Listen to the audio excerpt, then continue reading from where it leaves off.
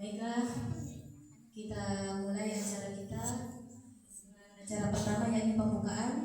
Agar lebih barokahnya, marilah kita sama-sama membuka acara pada hari ini dengan sama-sama membaca Al-Basmalah. Bismillahirrahmanirrahim.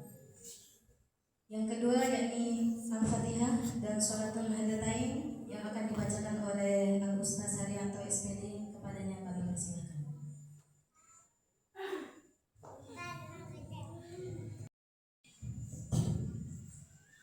Assalamualaikum warahmatullahi wabarakatuh.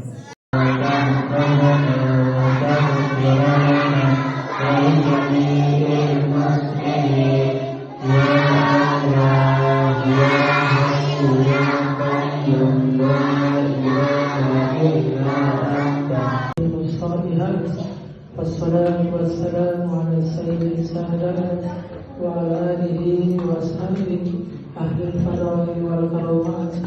Allahumma shalli wa sallim. Pesantren Raudatul Ilmi Hadikai.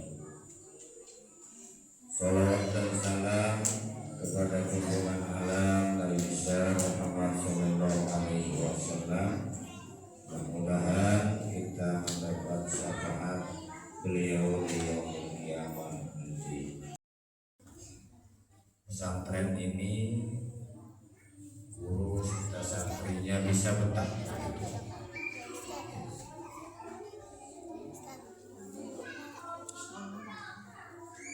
Baiklah, santri itu terdiri dari berapa huruf coba? Santri itu ada berapa huruf? Kalau kita pakai Arabnya, santri itu ada 5 huruf. Pertama huruf sin, yang kedua huruf nun, yang ketiga huruf ta, yang ketiga huruf apa? Ro, dan terakhir huruf apa? Huruf ya. Berapa? Mana khusus dari kata santri tersebut? Yang pertama huruf sin. Yang pertama huruf sin. Huruf sin itu lambang dari sitrul aurah. Tahu sitrul aurah? Sitrul aurah itu santri harus nutup aurat, ya. Di mana-mana santri itu biasanya auratnya tertutup. Mana saja aurat tersebut? Nah ini, kalau perempuan itu muka dan telapak tangan, ya kayak ini sudah bagus, ya pakaiannya bagus ini. Sudah tutup aurat. Nah itu. Nah kemudian kalau yang laki nih, santri yang gagah ini, auratnya mana saja aurat. Nah ini pusar sambil lutut. Nah ini pusarnya sambil lutut. Makanya walaupun terbuka bagian atas, yang penting tertutup bagian pusar ke bawah sampai lutut. Nah itu sudah auratnya tertutup. Jadi santri itu di mana-mana, mau di pesantren, mau di rumah, di sawah, auratnya harus tertutup. Ya. Nah nanti kalau auratnya tidak tertutup, maka tidak kena dengan simpul huruf sin pada kata santri tersebut. Kemudian huruf yang kedua apa? Sin, kemudian huruf nun. Nah, huruf nun. Nun itu lambang dari nahyun anil munkar. Apa? Lambang dari nahyun anil munkar. Apa artinya? Santri itu biasanya mampu mencegah dirinya untuk berbuat keji, untuk berbuat munkar. Itu santri mungkari, ya. Atau kalau misalkan ada temannya yang melawan orang tuanya, dicegah. Itu santri. Jadi kalau tidak bisa seperti itu, maka itu bukan namanya santri. Halo, itu nahyun anil apa tadi? Ini di belakang. Nahyun anil mungkar. Itu yang kedua. Jadi santri itu mampu mencegah dirinya untuk berbuat keji, berbuat mungkar. Lalu yang ketiga adalah huruf ta.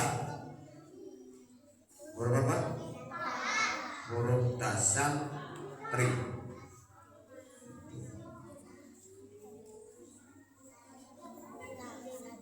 Lalu setelah huruf ta huruf apa? Huruf ro. Setelah huruf ro, huruf ya. Kemudian huruf ta itu adalah tanha anil fahsya, tanha anil fahsya wal munkar. Ya.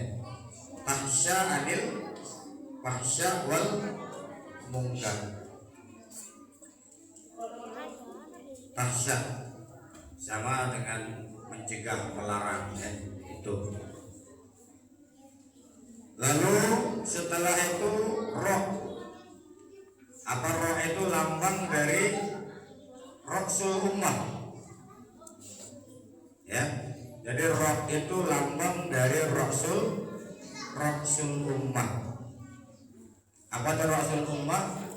Setiap santri akan mampu memberikan pembimbingan supaya nanti kita tahu mana yang diperintah oleh Allah dan mana yang dilarang oleh Allah. Itu akal yang, jadi akalnya yang berperan di situ. Mana Allah perintah, mana Allah larang, itu nanti yang punya bagian akal. Ya. Kemudian akal itu fungsinya yang kedua adalah memahami perintah-perintah tersebut. Ya. Memahami perintah-perintah tersebut. Nah, itu fungsi akal. Dan nanti setelah kalian, ya, setelah kalian bisa baca Iqra, bisa baca Quran, nah dari situ akan timbul pemahaman.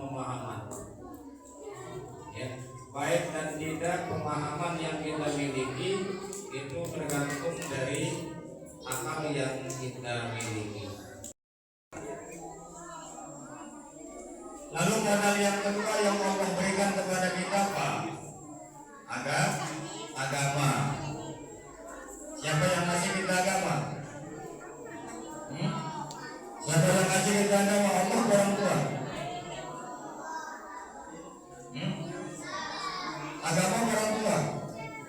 Ya, dalam hadis itu kan yang membuat anaknya bisa membuat anaknya menjadi Majusi, menjadi Nasrani, menjadi apa juga Quraisy dan seterusnya.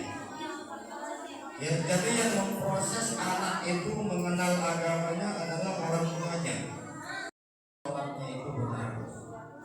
Ini lebihnya kita jadi santri. Ya, lebihnya kita belajar agama begitu. Nah, oleh karenanya di atas bimbingan guru-gurunya itu silakan dipelajari, diresapi dengan baik. Itu kewajiban yang diharuskan kita oleh agama kita. Ya, pada tubuh kita. Allah menitipkan di situ empat modal, ya. Ada 4 modal yang dititip oleh Allah kepada kita di masing tubuh kita. Satu orang 4 modal, satu orang 4 modal. Itu yang dititip oleh Allah kepada kita untuk dikembangbiakkan.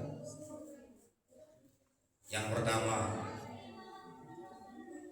Allah kasih kita akal, ya. Dikasih kita akal. Akal pada tubuh manusia itu fungsinya ada 2, ya. Ada berapa? Ada 2. Akal dulu dikasih oleh Allah. Oh, ini namanya Iqra, ini namanya Quran, ini terus, ya. Nah, nanti setelah tertutup akal itu dengan bagus, maka pemahaman konsep-konsep agama itu akan terpenuhi, ya. Makanya dikasih pendidikan, dikasih belajar supaya agamanya itu kuat, ya. Man syaba ala syai'in syaba alaih. Kalau kita biasa dari kecil ini, biasa dari kecil belajar, biasa dari kecil sholat, syaba alaih, nanti akan tetap dia terbiasa sampai dia tua, tetap terbiasa melakukan ibadah. Nah, ini yang diharapkan oleh orang tua, ya, supaya terbiasa, itu. Jadi kalau kita biasa dari kecil sampai kita besar, insya Allah tetap akan terlaksana kewajiban-kewajiban tersebut. Ya, 2 sudah, ya. Jadi yang pertama Allah kasih kita akal. Nah, nanti. Kemudian yang kedua Allah kasih kita agama. Nanti orang tua itu yang akan memberikan bimbingan. Oh, anak saya bagusnya saya bawa ke sini, bagusnya saya bawa sekolah ke sini, supaya apa? Agamanya kuat. Begitu. Kemudian yang ketiga Allah kasih kita rasa malu. Ada yang tidak malu? Ada. Anjing tidak malu, kambing tidak pernah malu. Malu manusia malu. Jadi dikasih kita rasa malu, ya. Malu itu dalam konsep agama 2, ya. Ada berapa? 2. Yang pertama ada namanya hayaun insaniyun. Apa? Hayaun insaniyun. Hayaun insaniyun itu artinya malu kalau terbuka auratnya, malu kalau dilihat oleh orang melakukan kejahatan. Itu namanya hayaun insaniyun. Ini malu untuk melakukan hal-hal yang berkaitan dengan keimanan. Malu dalam bentuk insaniyah. Itu. Malu insaniyah. Dari kata yakin, ya. Simbol dari kata yakin. Akan yakin dengan amalan-amalan tersebut. Adalah amal soleh. Nah, termasuk yang kita lakukan saat ini adalah ya gambaran atau bentuk dari amal soleh yang dianjurkan oleh agama kita. Ya, yang terakhir kaitannya dengan Isra dan Mi'raj. Kaitannya dengan Isra dan Mi'raj. Sudah.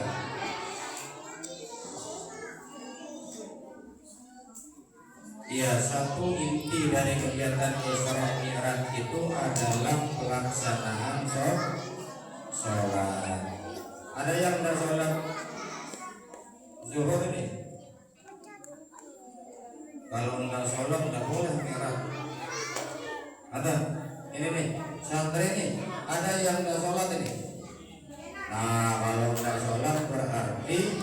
itu tidak mengikuti ajaran Allah dan Rasulullah. Nah, jadi itu intinya, kita harus gemar tekun melakukan ibadah.